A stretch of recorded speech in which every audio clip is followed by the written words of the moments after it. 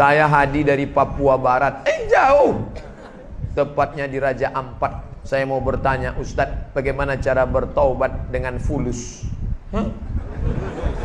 Oh, tulus. Dua pula dikasihnya F, sangka. Rukun taubat. Pertama, an-nadamu fil qalbi, menyesal dalam hati. Menyesal. Yang kedua, al-iqraru bil lisani, dengan lidah. Astaghfirullahalazim. Agak panjang. Astaghfirullahalazim alladzi la ilaha illa huwal hayyul qayyum wa atubu ilaih. Yang lebih panjang, Allahumma anta rabbi la ilaha illa anta khalaqtani wa ana 'abduka wa ana 'ala 'ahdika wa 'adika mastata'tu. A'udzubika min syarri ma sana'tu, abu laka bi ni'matika 'alayya wa abu dzambi. Faghfir li fa innahu la yaghfiru dzunuba illa anta. Tak hafal saya Pak Ustaz, cari di Google. Sayyidul Istighfar, enter, print, cetak, tempel. Di mana sering ditengok-tengok. Kebetulan di kantor, tempel kantor. Allahumma anta rabbi la. Ibu-ibu yang masak tempel dekat kuali. Allahumma anta rabbi la ilaha illa anta khalaqtani wa ana 'abduka wa ana 'abduka wa 'abduka. Al-iqraru bil lisan, an-nadam bil qalbi, menyesal dalam hati. Al-iqraru bil lisan dinyatakan dengan lidah. Al-itmaru alla ya'uda ilaihi abadan, bertekad kuat tidak akan balik kepada perbuatan ini. Istighfar. Ayolah bro, kita ke karaoke malam ini. Tidak.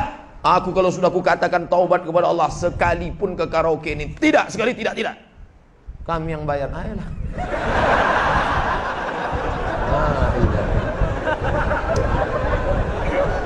Ketika sudah taubat, banyak sekali godaannya Pak Ustadz. Semua orang mengaji. Tengoklah artis-artis, ketika dulu dia masih begitu begini begono, santai hidupnya. Begitu dia taubat, matilah suaminya, tertangkaplah, di penjara. Itu ujian. Innallaha idza ahabba qauman ibtalahum.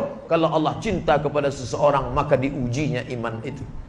Dulu saya sebelum ngaji ini tak ada susah, nyantai aja. Begitu saya ikut pengajian Pak Ustadz, la ilaha illallah, pas balik helm hilang.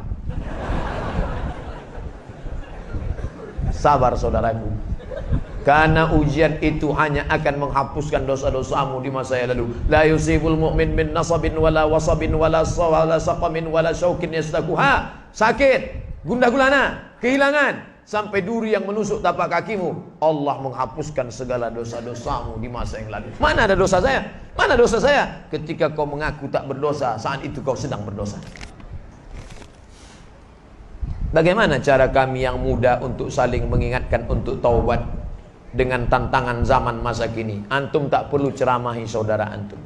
Antum cukup ajak dia pengajian. Dia tak mau diajak pengajian Pak Ustaz. Dulu ngaji mesti di masjid. Sekarang kata Kunto Wijoyo, santri tanpa pesantren. Kok bisa? Di kamar.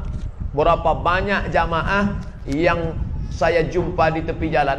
Saya nongkrong di tepi jalan. Saya kalau nongkrong di tepi jalan, saya tak begini, peci saya buka, pakai baju kemeja, tangan saya gulung. Banyak orang sangka ini macam mirip Ustaz Somad. Kita sedang makan, tiba-tiba datang anak muda, pakai celananya cuma sampai lutut. Ini hilang, tak kemana hilangnya. Hilang. Yang atas ini panjang, ikatnya sampai sini. Pakai anting. Pas saya sedang makan, ditengoknya saya lama. Saya udah curiga ini intel nampaknya. Ditengoknya lama. Udah lama-lama mendekat, dia disalaminya saya. Ustaz, saya sering nengok video Ustaz.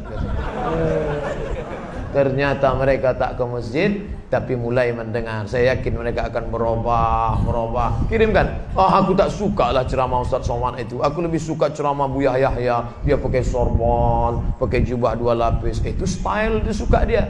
Jangan paksakan mesti ikut Ustaz kita. Aku sukanya Ustaz yang janggut panjang-panjang lah, kata dia.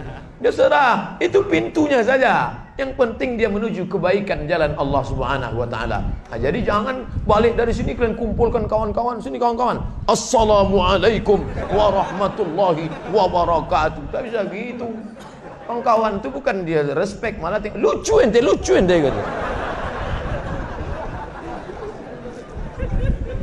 Usulkan ke ketua masjid, Pak ketua masjid, ini kan di lingkungan kita ini banyak anak-anak muda.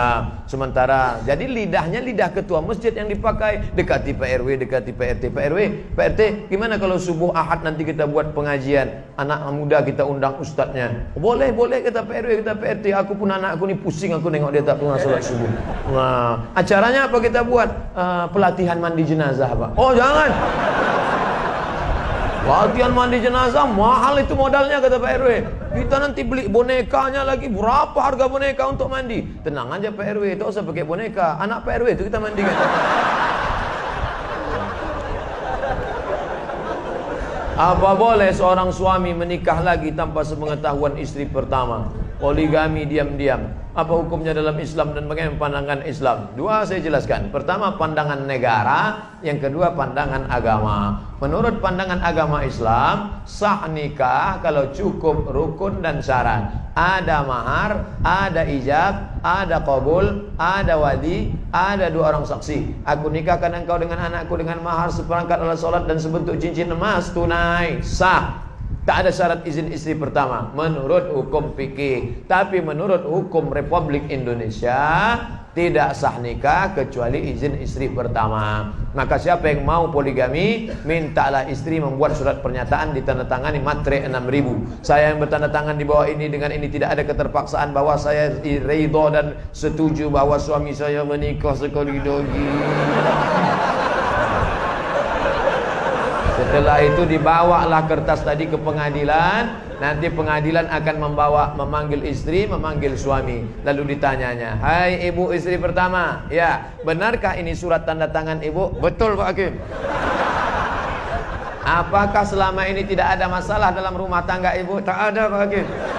Jadi intinya ibu setuju ya setuju. Cepatlah pukulkan palu dulu. Kalau bisa jangan ke meja tuh, kepala suami saya ini pukulkan. Maka kata Pak Hakim dengan ini sah. Maka dengan ini sah. Lalu dengan modal secari kertas tadi, maka menikahlah dia. Kalau tidak, maka istri pertama bisa menuntut ke pengadilan. Nah, itu dia. Di Batam saya tak tahu di mana kantor. Kalau di Pekanbaru nanti saya tunjukkan kantornya. Apakah nikah muda itu salah? Nikah muda bagus. Saya menyesal nikah udah tua. Kalau tahulah saya nikah muda itu baik, begitu habis sunat nikah langsung. Untuk menghindari zina Pak Ustadz, disuruh nikah tapi belum siap. Saya baru pulang dari Mesir seminggu yang lalu. Hari Rabu saya pulang. Waktu terakhir berjumpa dengan adik-adik, saya katakan, kalian kalau ada anak lajang yang sedang kuliah, kebetulan ada perempuan yang juga dikirim belanja dari orang tuanya, cocok kalian, bagus kalian menikah. Tapi dengan syarat perjanjian yang ketat. Adinda, aku belum bisa cari makan, aku kiriman orang tuaku, kau pula dikirim orang tuamu. Bagaimana kalau kita merger aja? Yalah bang, kata dia, daripada kau diambil orang lain, bagus aku yang mengambil, bagus nikah. Tapi orang tua saya ini tak paham tentang ini Pak Ustadz. Dia maunya saya kepribadian dulu, mobil pribadi, rumah pribadi, kebun pribadi.